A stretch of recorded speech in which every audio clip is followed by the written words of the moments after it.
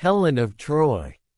A long time ago, in the age of heroes, when gods and goddesses still took a close interest in human affairs, a great wedding was planned between a famous warrior called Peleus and a lovely sea nymph whose name was Thetis.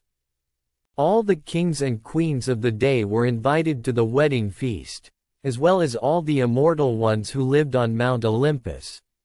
All that is, except for one, for no invitation was sent to Eris, the goddess of strife. Now strife is when people argue, and it was generally thought a bad idea to invite strife to a wedding party, in case she caused the happy couple to quarrel. Eris was extremely annoyed about being overlooked, and as revenge she decided to play a spiteful trick on the wedding guests. Just as the celebrations were at their height, she appeared in the banqueting hall dressed as a serving girl. A silver plate was in her hands, and on it was an apple on which she had written the words, "For the fairest of them all." This she placed on the table where the three loveliest goddesses were sitting. Their names were Hera, Athene and Aphrodite.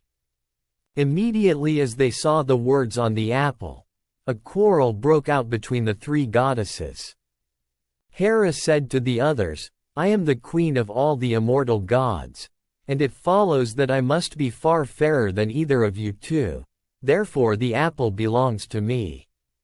"My dear Hera," said Athene, "you might be queen, but I am the goddess of wisdom, therefore I know absolutely everything that is worth knowing. You must believe me when I say that you are quite mistaken. Wisdom is beauty, and beauty is wisdom. They are one and the same thing, therefore the apple belongs to me."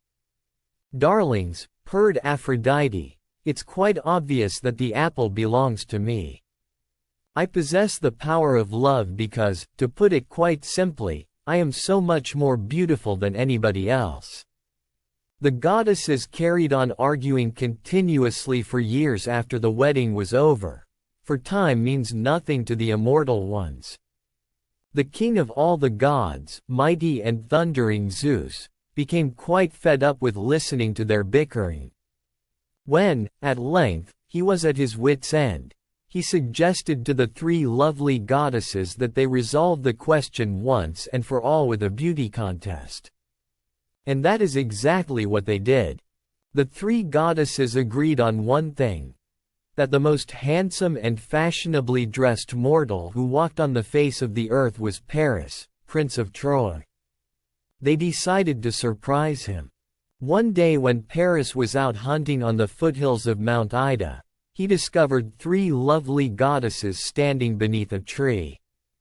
In all his life he had never seen such dazzling beauty. For a moment he stood amazed.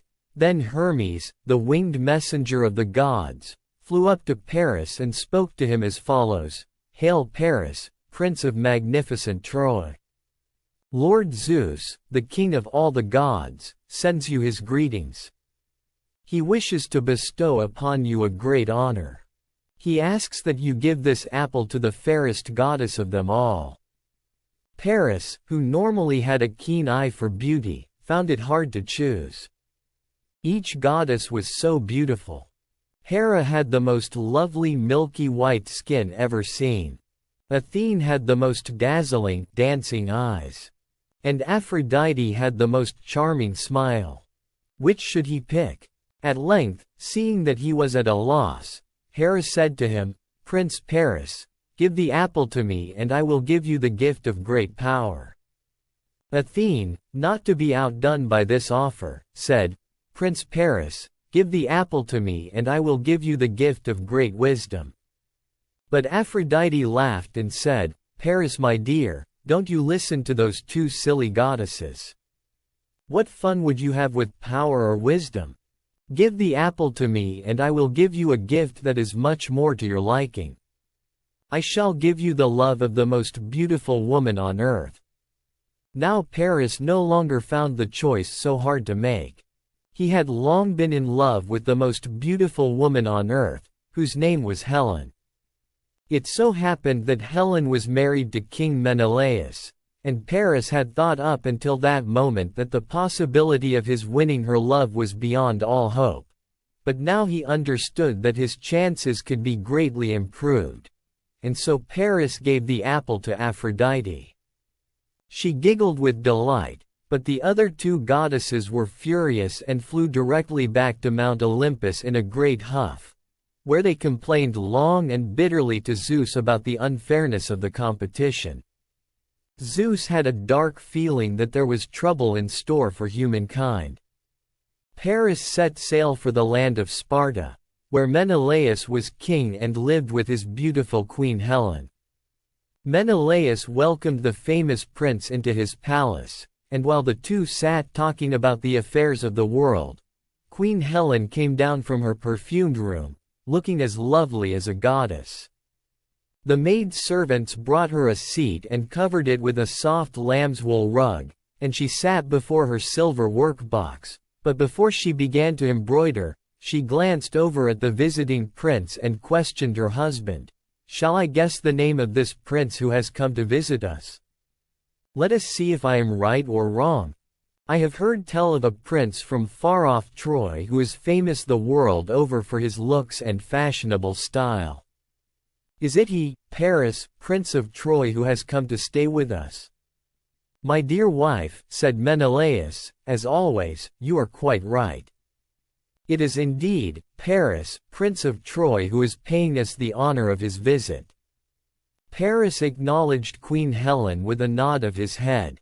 At dinner that night, Helen added a special potion into the wine, so that anyone who drank it would forget all his cares, and be happy for the rest of the evening. They feasted and made merry, and while Menelaus was busy laughing and joking with one of his generals, Paris spoke softly to Helen. "Most beautiful queen," he said, "I beg you, meet me tonight in the orchard beneath the palace walls, and we shall sail away together in my ship, and head directly for Troy, the most magnificent city in all the world." And because the goddess of love, Aphrodite, had wished it so, Helen could not help herself, and agreed to his suggestion. When King Menelaus awoke in the morning, and he discovered that his guest and his wife had run away together, he flew into a rage, kicking the furniture and punching the walls of his chamber. He swore before all the gods that his revenge would be truly terrible. So he went to see his elder brother, King Agamemnon of Argos, and said to him, "My dear brother, the honor of our family has been besmirched by this foreign peacock, this perfumed playboy, this prancing prince of Troy. Let us gather together all the kings of Greece and combine our armies into the greatest force that has ever been seen since the dawn of history, and let us sail to the far-off city of Troy, and teach Prince Paris some manners." Although Agamemnon was wise and he knew that it is always a terrible mistake to rush headlong into conflict, he suggested first that they send an ambassador to Troy to request the return of Queen Helen, whom he was sure had been abducted against her will. He knew that Paris's father, King Priam of Troy, was a good man, and he was sure that he would order his son to release her, and so they sent a message to Troy in the name of peace and reconciliation. But Helen did not wish to go home, and Prince Paris refused to return the lovely queen to her husband, saying that they had been brought together by the goddess of love, Aphrodite herself, and so that meant war. King Agamemnon, the brother of the wronged Menelaus, summoned all the kings of Greece and prepared a navy of 1,000 ships, the greatest military force to ever set sail.